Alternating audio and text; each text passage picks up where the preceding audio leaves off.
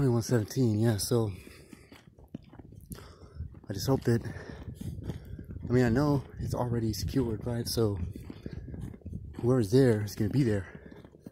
Whoever's there is supposed to be there. Because I have no other options. It's got to be what it's got to be.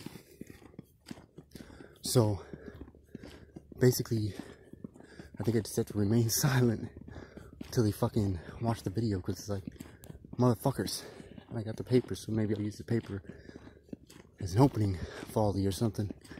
I don't know. Then we got fucking grinding my knee. Fucking foot is acting up. Fucking bruised my heel. Totally fucking take it, right? I've almost fully recovered from the bruised heel. And I get to crush the motherfucker's skull. Totally, I'll take that trade any fucking time. That reminds me of, fucking, what's that song? T.I., All Times of the Night. Fucking Sugar Cane, yeah. So I reckon I got maybe a mile and a half left, and maybe a little bit more. Pain's cool, right? Because with pain, you can appreciate the limitations of the physical realm, and you can transcend that, leave it behind, and live in the spiritual. Spiritual, the limitations are like mirror images of the ones that we got in physical life. Just was watching Lawrence Hajioff video on what the 4th and 5th, or the 4 and 5 stages of redemption or something. And I mean, pretty good, except for the glaring fucking discrepancy of motherfucking feeling sorry for those fuckers, you know what I'm saying? It's like they're blinded. They can't put themselves, they could if they just transposed the stories like he was talking about. You know, if you grow up in a family with a Holocaust survivor, then it is just part of the family communication. It's understood that, you know, they came for him once and they'll come for him again. That's what they're afraid of. Well, that's because of the weakness of the fucking people who are worrying about that shit, okay? Because the thing is, you're not supposed to worry about anything that's not right in front of your fucking face, okay? Everything that's outside of your fucking arm's reach is God's purview. Let him fucking handle it. You start stepping on his fucking toes, you end up fucking offending you. You offend him, you don't say sorry, and he'll remember that shit. He remembers that shit, and then when you ask for something, he says, "Nah, I didn't even hear that, dude. Like, what the fuck? You're speaking gibberish." The guys that bring the cases to the Most High, this is a physical, you know, description or whatever, but it works. The guys who bring the cases, who present the cases, you know, hey, will you bless this person? Hey, will you curse this person, right? Those guys, they won't bring bullshit cases to them, because then they get downgraded for not using their judgment, okay? They got simpler rules than the all-encompassing Most High, judge of heaven and earth and everything in them. They got simpler rules because, just like in this realm, you know, it acts like a funnel. Just like in the 10s, 50s, 100s, and 1000s, you know, Jethro's like, hey man, you need a information funnel. You need an information funnel. Because yeah, I mean, you can do this, but you're just gonna wear yourself out. That's not what I designed you for, right? You're supposed to be like me, chieftain status, and so you're not supposed to be sticking your nose in this piddly ass, easy to fucking solve bullshit, right? What challenge is there in that? This easy question, you fucking hand it off to somebody who's qualified for that easy question. They got problems, they can escalate it. But, fuck, dude, I'm getting warm. Oh, man. Yeah, you got problems, you can escalate it, but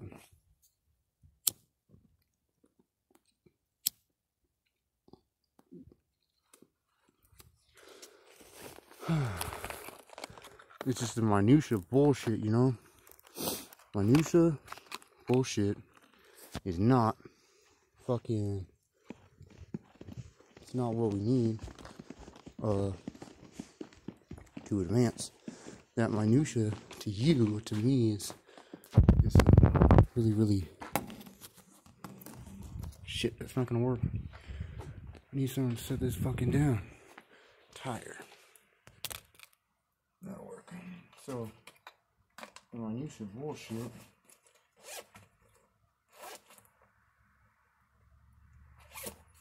Oh, that's nice, dude. Overly warm. Sort of nice.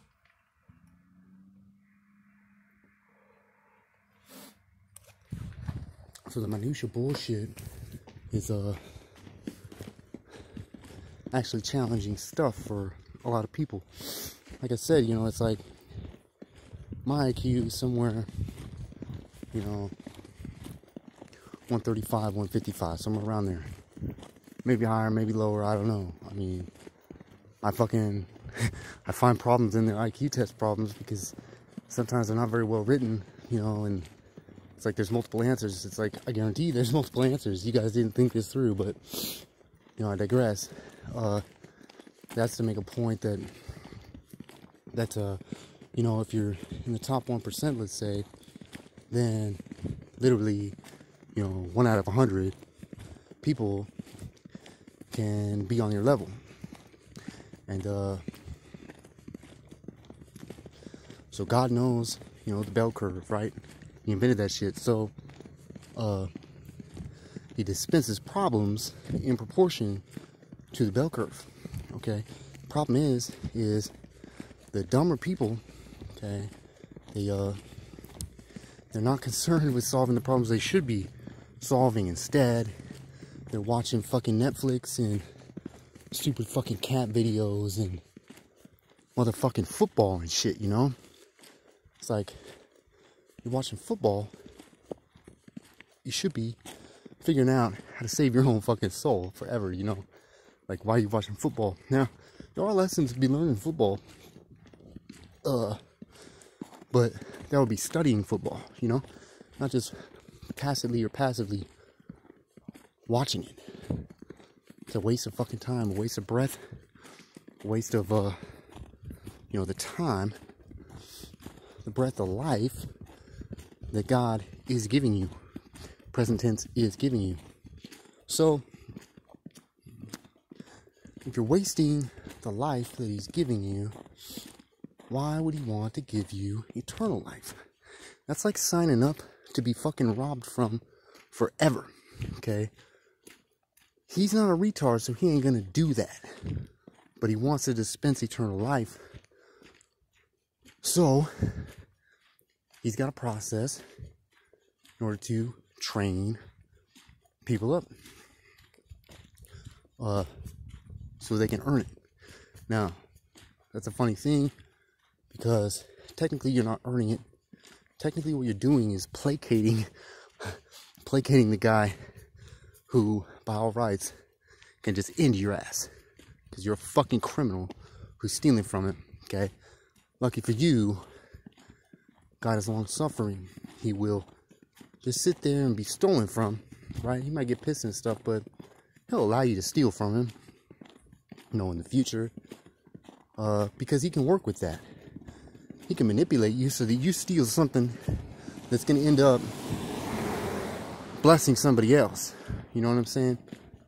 He's always at least one step ahead. Now, that's underselling him a bit because, you know, infinity and shit. But because we can't wrap our minds around infinity. Because requires another dimension, then just, you know, one step ahead, that's good enough. Because you just apply that 1, 2, 3 steps ahead and do your ... thing. So, normal distribution, bell curve, problems in the world exist in accordance with that. Dumb people are not taking the responsibility. Now, it may seem like I'm attacking dumb people, but, and I kind of am, but it's like the smart people, or the smarter people, right, they need to be able to delegate to keep these dumb people occupied. It's not a bad thing to be dumb, okay? Like, we should even make up another word for it, you know? But I'm just gonna say dumb. Dumb people are not worthless, okay? They just have a different purpose. So some of the more technical things, they can't wrap their head around. But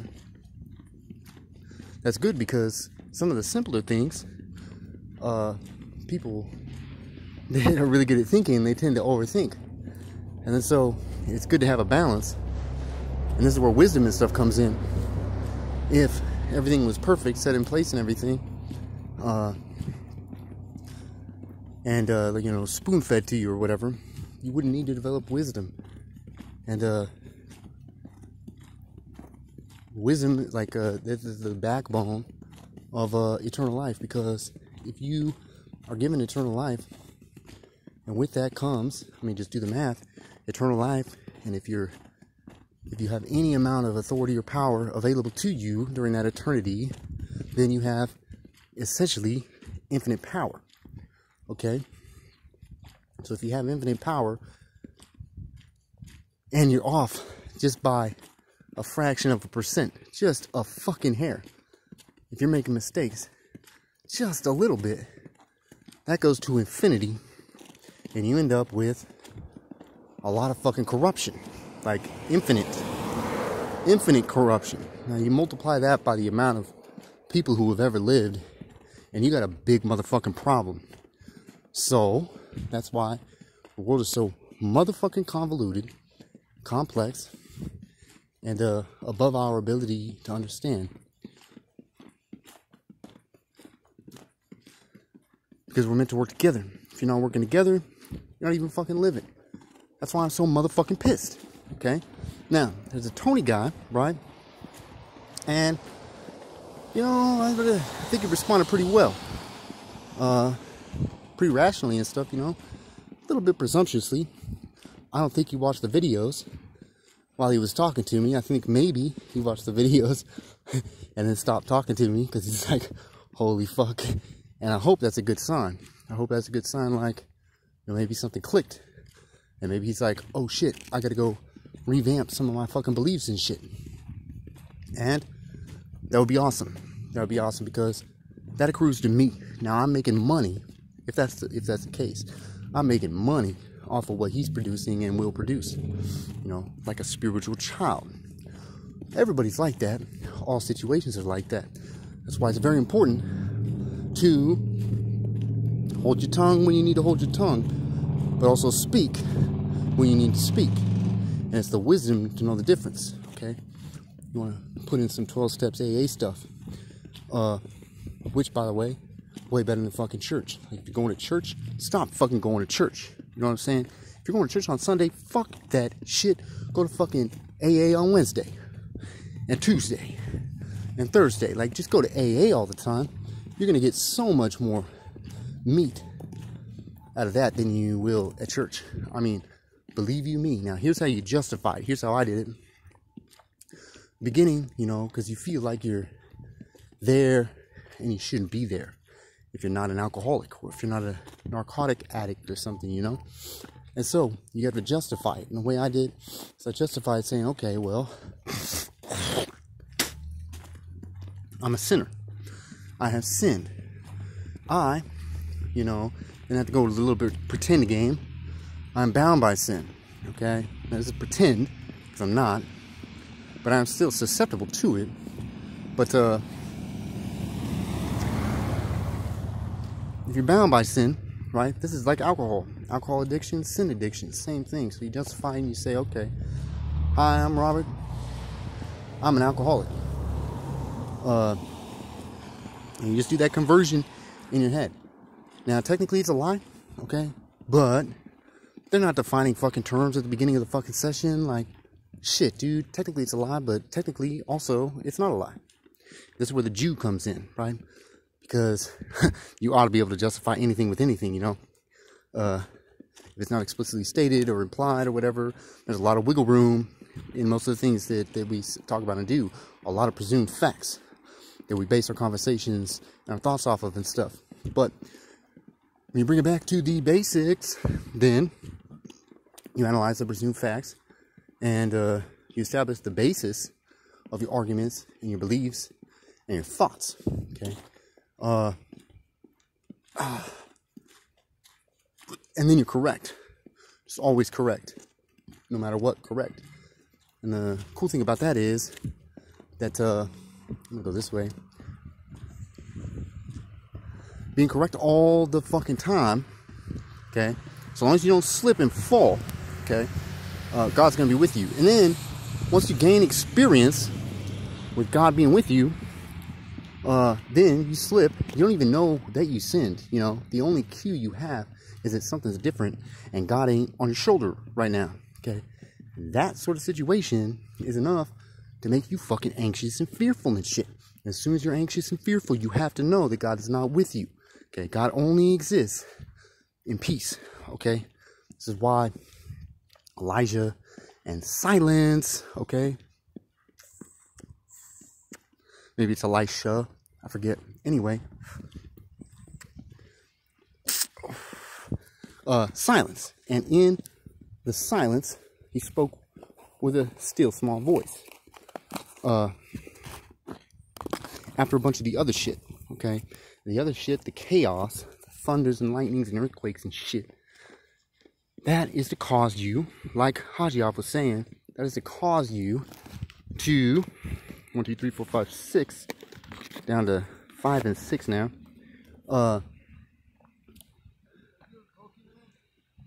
No. Hell no. So oh, you lost your phone? Do you need to make a phone call? No, I'm at the hospital right now. Oh, okay. My phone was in my van, man, and I think they towed my van. Shit, dude. Yeah, I know. That fucking blows, man. I live in my van. I was like, damn it. How long are you in the hospital for? I was in there for a week. Oh, you're out now? I'm out tomorrow.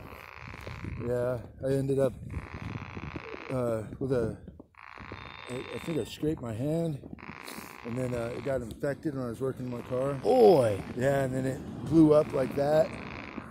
So they put they got MRSA. I was like, damn. Oh, no. Yeah, it's not contagious. You getting discharged tomorrow, though? You getting discharged tomorrow? Yeah, yeah. You know what you're going to do and everything? No, not yet. Especially You don't even have especially with my van gone. It's like my phone's in there and everything. I was going to try to buy a phone tonight. They want $90, which I got like a couple hundred, but that'd be all my money almost, you know? Yeah. Damn, I don't want to spend $90 on You got a job and stuff? I'm a contractor mostly. Building what? I'm just moving back, though. Just moving back. Like, Back here? Yeah. What do you build? Just remodels and stuff like that. You got tools and stuff? Yeah, yeah. But they're not in your van. They're in my van. Oh, no. Everything I own is in my van. Fucking A. I live in my van right now. How did it get towed? The police? I don't know. I called the police. They said they didn't tow it. I tried to call Superior Towing, which was the one posted. Yeah, let me smoke a cigarette before I get back, because they're probably not going to let me out again. But they're like, Superior never answered the phone all day. Like, not once. They called them a bunch of times. I called them a bunch of times. Damn, man. Yeah. That was like great. Well, let me, You know anyone to sell them?